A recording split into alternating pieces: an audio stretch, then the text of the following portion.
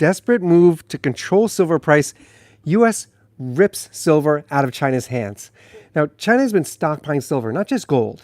We know that China's been hoarding gold for years now. And lately, they've been stockpiling silver with this huge demand for electric vehicles. China is on it, and they need silver, just like every company that's making electric vehicles. They need silver to create these electric vehicles. This directly impacts the increase we have seen in our spot price. There's many arrows pointing to the price that we've seen lately with silver jumping up. And this is one of them. In this video, I'm going to break this down for you and show you that, good news, silver will continue to climb higher and higher. This is from Reuters. And the article says, Mexico, facing U.S. pressure, will halt incentives to Chinese EV makers.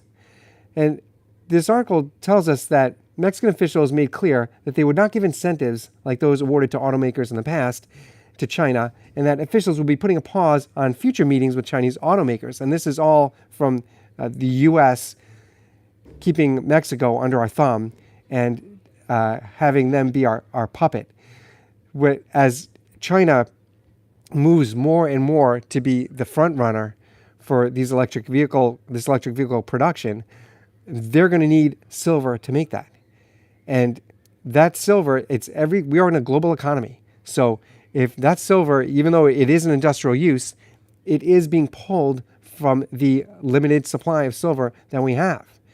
We've heard reports come out often this year and data showing us that the demand coming down the pike for this green revolution that involves solar panels and electric vehicles, the demand compared to the amount of silver that is being pulled out of the ground and the amount of silver that is available to pull out of the ground, the ratio is off. So we need to keep this within our grasp, and keeping China at an arm's distance is really smart for us as silver stackers, because it's telling China that sure, keep hoarding gold, and maybe China might follow this BRICS nations idea of creating a currency that's a cryptocurrency based on gold, like they've been trying that lately.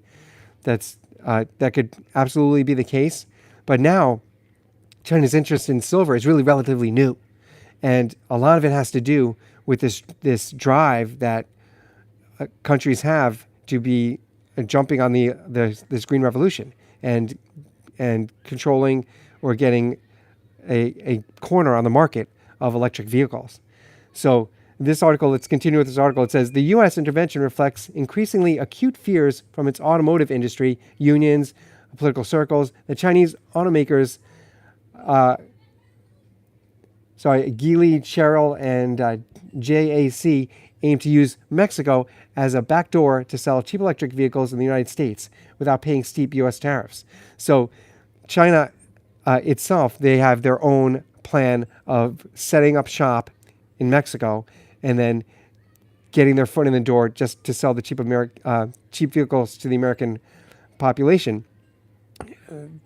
How our silver price is tied into this industry that is heavily based on silver. This is really within the past 5 years that we've seen a huge uptick in companies and corporations needing silver for these products. This has never happened before.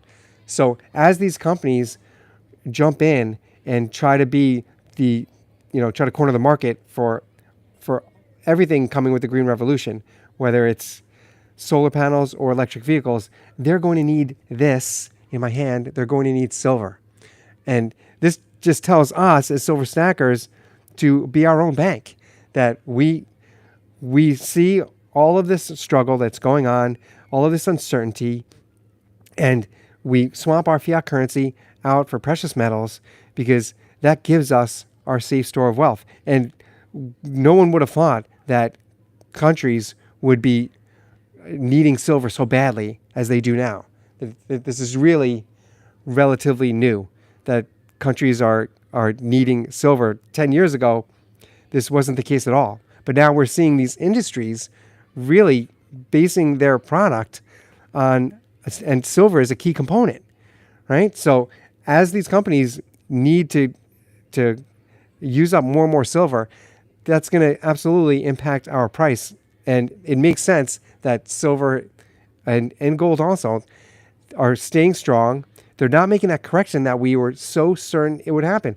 A week ago, when I talked to my local coin shop dealer, and him and I, we were totally confident that silver was going to see a correction and we were going to be back down toward $26 really at most an ounce.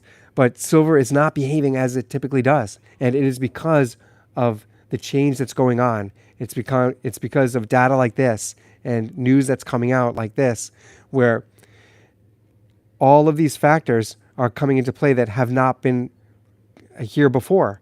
When we have a push for this green revolution, when we have struggles with regional banks and all of these loans that are about to blow up in their face, and we have uncertainty with wars going on, all of that causes disruption and makes people want to go into something safe, like the safe store of wealth that we see in silver. Now, silver has been stagnant for 2 years now, and really, if you asked me 6 months ago, I was completely down on silver. I was just so done. I felt like waiting for silver to move for such a long stretch of time was exhausting, and I've been stacking silver for years and years. I just felt like, what am I doing with this? But now, as we've finally seen silver jump, this is a very exciting time for silver, and we see, yes, of course, we do see the fear of missing out crowd jumping in on silver, and we see people who have not been involved in precious metals.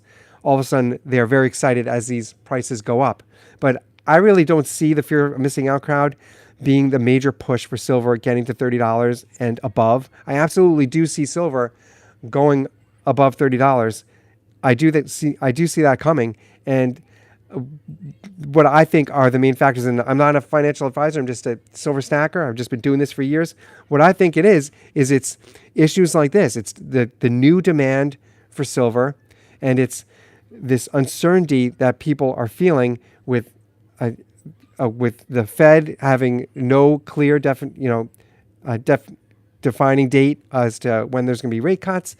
It's people feeling uncertain with wars throughout the globe, the national debt just climbing and climbing, all of this uncertainty. An election year, I mean, nothing can make people feel more uncertain than living through an election year, especially this coming election. So all of that uncertainty makes people go into metals, right? Like this silver I'm holding in my hand. This is what makes people go into metals. And as all of this plays out, people want some stability, and they find it in a metal. They're not getting it in real estate, although this is the time where people should be jumping into real estate.